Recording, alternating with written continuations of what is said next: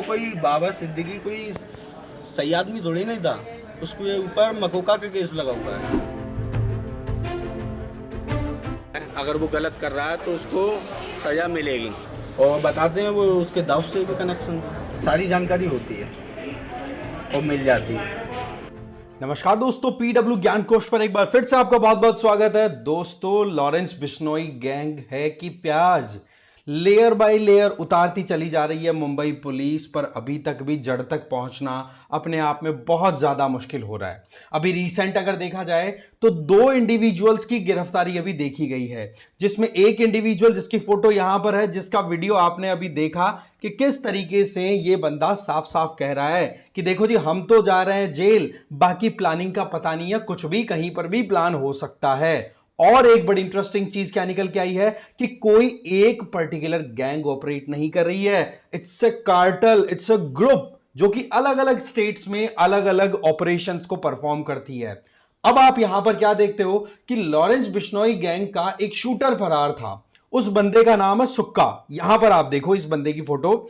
यह बंदा क्या करता है, सलमान खान के घर पर अप्रैल 2024 में फायरिंग करवाता है। टारगेट तो यह था कि सलमान खान को ही टारगेट कर दिया जाए, बट प्रॉब्लम यह थी इनके पास में कि एक तो सलमान खान को सिक्योरिटी बहुत ज्यादा स्ट्रांग दी हुई है और साथ ही बुलेट प्रूफ कार भी है सलमान खान के पास। तो ऐसे में इन्होंने, भाई साहब ने पाकिस्तान में आर्म सप्लायर डीलर से बातचीत की वीडियो कॉल पे, और वहां पर से अरेंज करने की कोशिश की कि हाँ भाई AK-47 अरेंज हो जाए, AK-92, M16, ये बड़ी बड़ी राइफल्स। तो आप देख सकते हैं कि सीरियसनेस किस लेवल की है इस बिश्नोई गैंग में।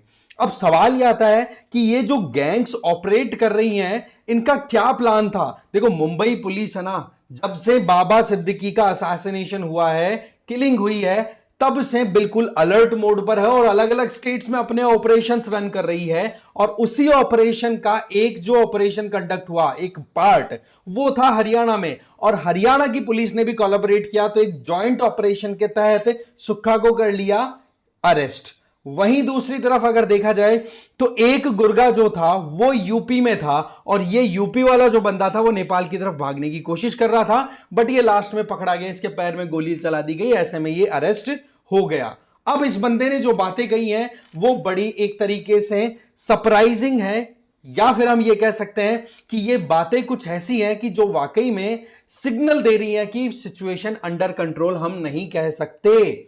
इसने एक तो चीज क्या बोली कि मेरा जो रिक्रूटमेंट हुआ था उसके पीछे सबसे बड़ा कारण था कि मैं गरीब था और मेरे अगेंस्ट में पुलिस ने या फिर कई मुकदमे गलत तरीके से चलाए गए, तो मैं कहीं ना कहीं बहुत ज्यादा पीड़ित था। तो अब आप समझो कि किस तरीके से बिश्नोई गैंग के अंदर जो भी शूटर्स हैं उनको रिक्रूट किया जाता है कि हाँ भाई, पीड़ित कौन है समाज का, उसको पकड़ो। दूसरी अगर बात करें तो इस बंदे ने यह बताया कि मैं हसीम बाबा गैंग से बिलोंग करता हूं।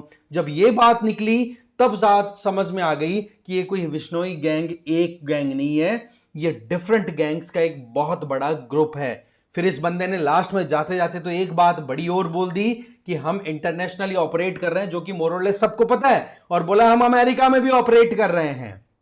अब आप समझ सकते हैं कि किसको खतरा है वहां पर। और एक बात और एक्सपर्ट्स के द्वारा बताई हुई कि देखो, लॉरेंस बिश्नोई गैंग के टारगेट पर खालिस्तानी बहुत ज्यादा हैं। बाबा सिद्दीकी को जो किलिंग हुई उसके पीछे अपनी जस्टिफिकेशन दी जाती है शूटर के द्वारा कि देखो, Maharashtra control of organised crime act 1999 MCOCA है, उसके तहत एक केस चल रहा था भाई साहब बाबा सिद्दीकी के खिलाफ में। इसका मतलब वो सही आदमी तो नहीं था, तो बोला मार दिया तो कोई गलत नहीं किया। वही बात कही कि बोले बाबा सिद्दीकी और इनका जो पूरा नेटवर्क है, उनका पूरा लिंक दाऊद इब्राहिम से है, जो कि मुंबई का एक बहुत बड़ा, एक अपने आप में तरह की मुंबई का कातिल है। यहां तक की बात आ गई।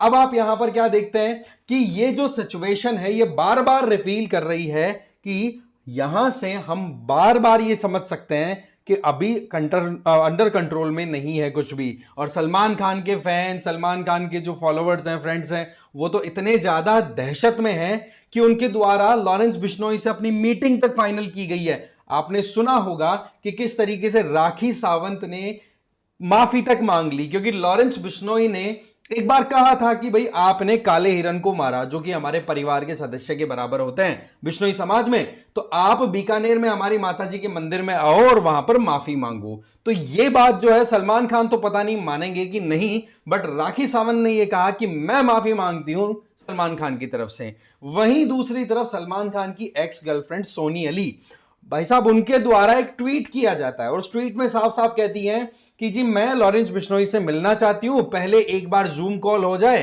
क्योंकि बिश्नोई साहब आप जूम कॉल जनरली कर लिया करते हैं पुलिस से, तो क्यों ना एक कॉल मेरे साथ भी अरेंज हो जाए, जिससे कि फिर मैं आपको जो बातें बताऊंगी वो आपके फायदे की ही होंगी, और फिर उसके बाद में बीकानेर आकर के माताजी के यहां माथा टेक करके और फिर मीटिंग करते हैं प्रॉपर। इस तरीके की बातें जो हैं वो सीधा इशारा कर रही है कि सलमान खान के ऊपर देखो थ्रेट तो नो डाउट बहुत ज्यादा है, बट साथ ही साथ सलमान खान के फ्रेंड्स एंड फॉलोवर्स भी अपने आप में एक दहशत में जी रहे हैं।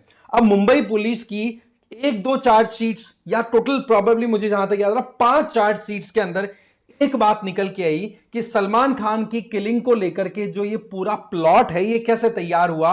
इसमें आपको मैंने बताया कि अलग अलग AK-47, M16, AK-92 ये राइफल्स अरेंज की गई, पाकिस्तान से अरेंज करने का काम। क्यों?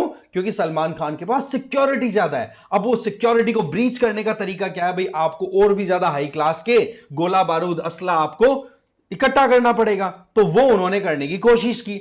फिर उसके बाद में प्लान ये था कि पहले जो काम है उसको बिल्कुल अंजाम दिया जाएगा, फिर बाद में वहां से इकट्ठा करके और रवाना कर दिया जाएगा कन्याकुमारी, और कन्याकुमारी में जब ये शूटर्स इकट्ठा हो जाएंगे वहां से फिर उनको बोट से श्रीलंका पहुंचा दिया जाएगा। तो एक चीज और निकल के आ गई कि लॉरेंस बिश्नोई गैंग है वो पाकिस्तान में भी ऑपरेट कर रही है, इंडिया के अलग अलग 11 स्टेट्स का तो पता है, पता नहीं और कितने स्टेट्स में ऑपरेट कर रही है, और श्रीलंका तक भी इसका नेटवर्क है। और यही बात बार बार एक चीज हाईलाइट होती रहती है पाकिस्तान की तरफ से कि कुछ अज्ञात लोग आए और हमारे XYZ लीडर को मार दिया, जो कि इंडिया के लिए टेररिस्ट है, हम अगर हमारी भाषा में बात करें तो पॉइंट यहां पर साफ साफ क्लियर है कि लॉरेंस बिश्नोई गैंग का नेटवर्क एक तो इंटरनेशनल हो गया बहुत बड़ा, दूसरा ये गैंग कोई एक नहीं है, ये मल्टीपल पॉकेट्स में अलग अलग ग्रुप के तौर पे ऑपरेट होती है। नंबर 3, यहां पर रिक्रूटमेंट 18 साल से कम उम्र के बच्चों का किया जाता है, जो कि भूले भटके या फिर उनको जोश जोश में कुछ भी आप करवा सकते हो। और सलमान खान की शूटिंग के लिए साफ साफ बोला जो करेगा उसको 25 लाख रुपए मिलेंगे। तो ये बातें क्या शो कर रही हैं कि किस तरीके से लॉरेंस बिश्नोई गैंग बिल्कुल हाथ धो करके सलमान खान के पीछे पड़ गई है। तो ये था एक सिनेरियो जो हमें पता होना चाहिए कि अभी भी लॉरेंस बिश्नोई गैंग जो है बाबा सिद्दीकी को मारने के बाद में शांत नहीं बैठ रही है, वो टारगेट पर अलग अलग एस्पेक्ट में अलग अलग लेवल पे काम कर रही है। एक तरफ कनाडा की बात कर लो, USA की बात कर लो, पाकिस्तान की बात कर लो, हर जगह पर इस गैंग ने तहलका मचा रखा है, और यह चीज बार बार कई रिपोर्ट्स में निकल भी चुकी है। अब आप लोगों से जाते जाते मैं सिंपल सा एक क्वेश्चन करूंगा कि कन्याकुमारी से इकट्ठा होकर के अगर इन लॉरेंस बिश्नोई गैंग के इंडिविजुअल्स को श्रीलंका ले जाया जाए बाय बोट, तो आप ये बताओ किस वाटर बॉडी को क्रॉस करके जाया जाएगा? आप मुझे कमेंट बॉक्स में इसका आंसर देंगे। मिलते हैं एक और इंटरेस्टिंग वीडियो के साथ में, तब तक के लिए जय हिंद, जय Bharat. Thank you very much for watching this video.